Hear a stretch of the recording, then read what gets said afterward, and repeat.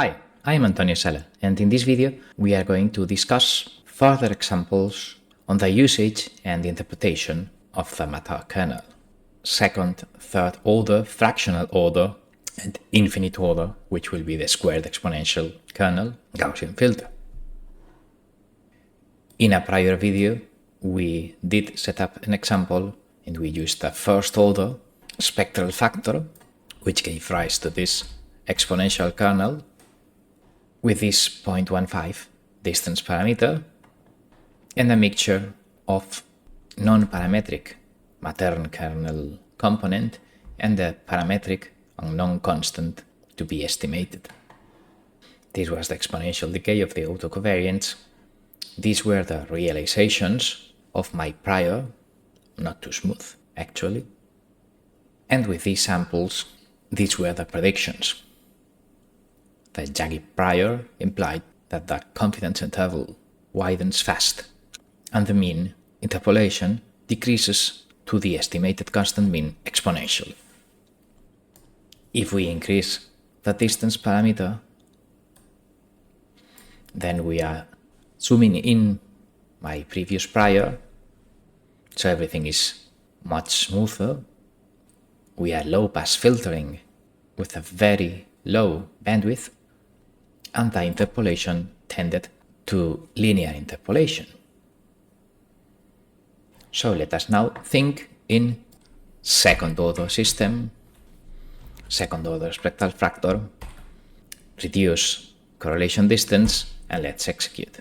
Now the autocovariance kernel is a fast exponential times a polynomial. Power spectral density is that of the first order squared. And this is the autocovariance, which, well, decays exponentially, but not so. I mean, it's a polynomial times exponential. And in 0.5 units, it has decayed to the one associated to the shared constant parametric component. The prior of the second order spectral factor Matérn kernel is smoother. In the first order, the first derivative was white noise, and here it's the second derivative, the acceleration, which is white noise. And the interpolation with this data isn't too different to that with first order. You know, if data are very separated, they think exponentially, or well, in here, polynomial times exponential decays to the estimated constant mean of 1.75 or something like that. More interesting things in the interpolation happen if we increase the correlation distance. If I increase it by a factor of 10, now correlation vanishes after, let's say, 4 or 5 distance units and not 0.5, of course. And my prior realizations are much smoother. I mean, I am sort of stretching by a factor of 10 the realizations of the prior I was watching before. Everything has much lower bandwidth, 10 times less actually. So maybe I can believe that the true function I am interpolating has this kind of shape. The others were too jaggy, let's say. And well, this is a much smoother interpolation because the samples are well within correlation distance. So I do really interpolate between them and not just between them and the mean, which was the case with a previous very small correlation distance parameter.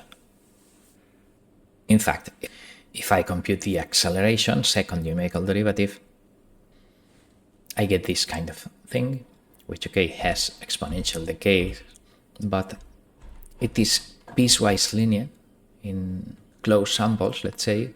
So it means that the third derivative, the jerk, may be constant. Well, it tends to be like that if we increase correlation distance again by a factor of 10. So in this case, My samples have a very high correlation between them, distance up to distance 6. My prior realizations are much smoother, and this tends, to the double integrator with random acceleration. So the realizations are sort of the trajectories of something with a constant speed and then a bit of randomness in the acceleration. Here we have some realizations, and indeed if I further increase my correlation distance, then these are almost straight lines with a fixed slope. This is the double integrator limit case in which the Matérn filter tends when the spectral factor poles tend to 0, when distance parameter tends to infinity. However, the double integrator is unstable, is a non-stationary stochastic process, and then, in theory, this parameter of steady-state variance should also tend to infinity, but okay, we are not going to delve with that details. We just want to understand what this second-order spectral factor means with large tau, large rho. But in order to further approach the limit case, I will increment this standard deviation of this component. I am incrementing, let's say, the excitation variance of the second order filter. These are the realizations. And we can see here the new interpolation, in which we see that it extrapolates as a straight line in mean, so it's sort of a double integrator with 0 acceleration, and then it interpolates how actually, if I take the third derivative, we see that the third derivative is piecewise constant, so the interpolation is a piecewise cubic polynomial, because the third derivative is piecewise constant. So this is a cubic spline. Of course, this is an approximation of a cubic spline that would be provided by the pole at exactly 0, because we have an exponential decay that will multiply this, and ultimately, at a distance of 100 or whatever, it will decay to the mean. But in these short time scales, this is almost indistinguishable from the straight line interpolation. So the second order kernel, when the correlation distance tends to infinity, then tends to the cubic spline interpolation in mean. So splines are sort of particular cases of this Matérn kernel interpolation. Of course, the amplitude of the uncertainty will depend on that SGY parameter. So if I multiply it again by 10, I get the same interpolation, but with a much larger uncertainty. Mean is still a cubic spline because the third derivative approaches a piecewise constant. The blue line is the spline. What would happen if we increase the order to 3? With a small correlation distance, we get some exponential times degree 2 polynomial as covariance kernel. In this case, it decays at 2 units of separation. These are the priors. Now, first and second derivative are continuous, and third derivative is the random thing. I will decrease the third derivative excitation, let's say. And this is the interpolation in which we see kind of an exponential decay, like here to the mean. It will be more visible if correlation distance were low, so this starts to interpolate. But if we increase the correlation distance parameter and the steady state covariance, in this case standard deviation, we get the slow pole times a second order polynomial, and realizations are like this, but okay, a triple integrator, this would be a fragments of parabolas, with random third derivative, sort of.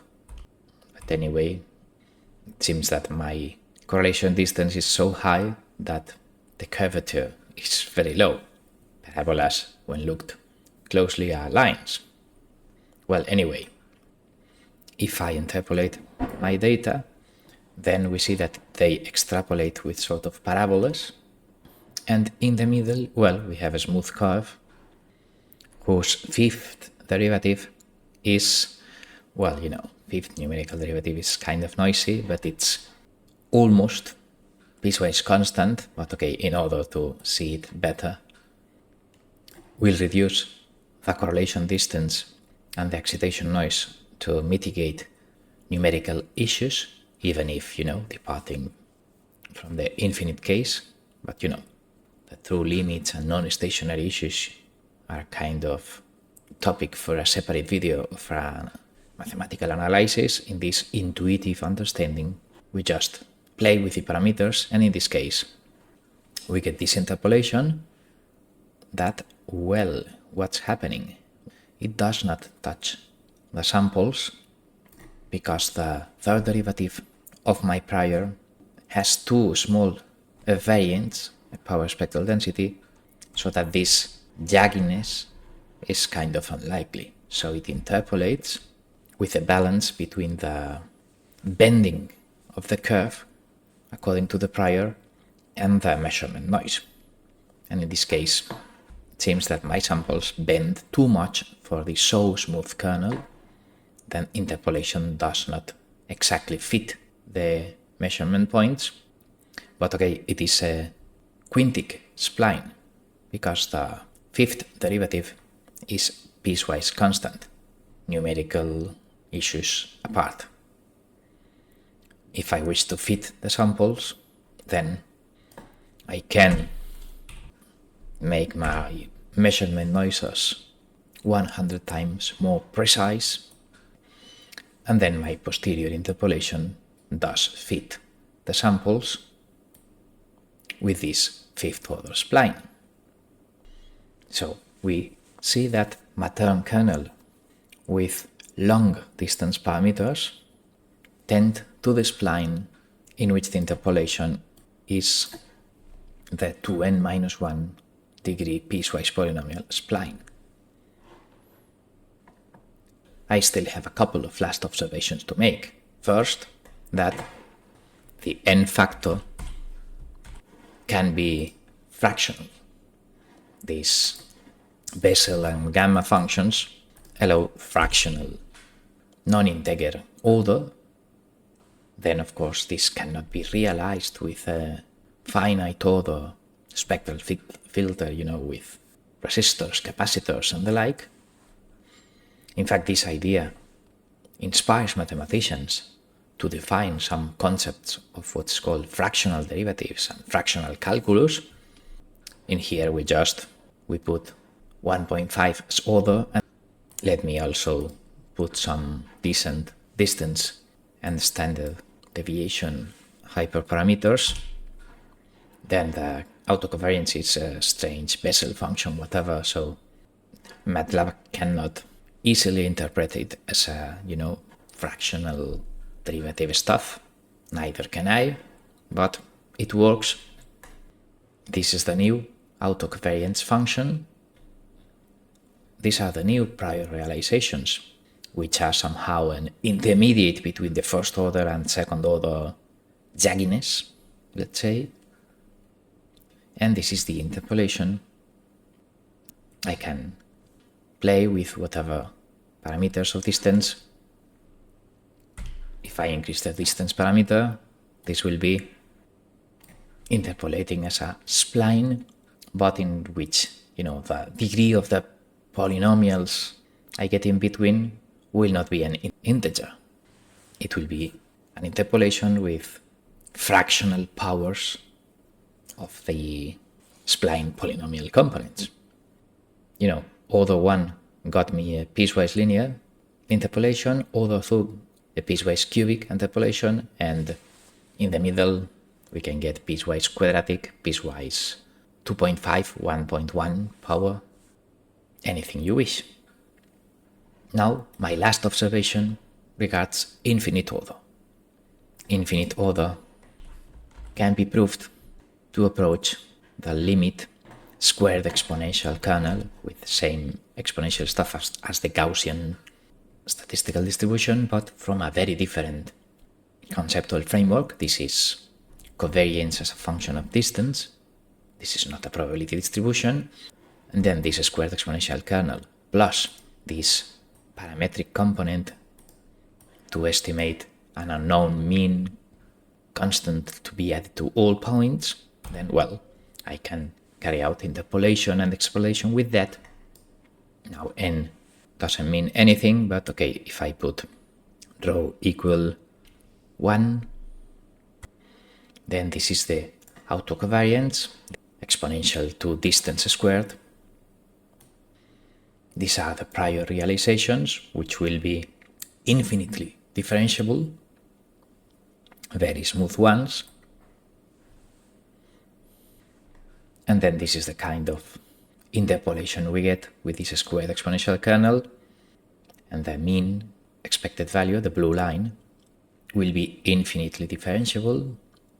And of course, it will decay to the mean once we get away when correlation gets negligible.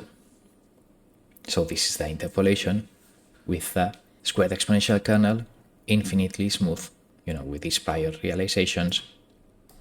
That ends the discussions and examples here. If we recall, we have played with the parameters of a Matérn kernel of order 2, order 3, that got me cubic and degree 5 splines as interpolations when distance perimeter increased. We also played with fractional order spectral factor, whatever it means. And we also played with infinite order squared exponential kernel, which would give me infinitely smooth interpolation and extrapolation. So we end the video here. Thanks for watching.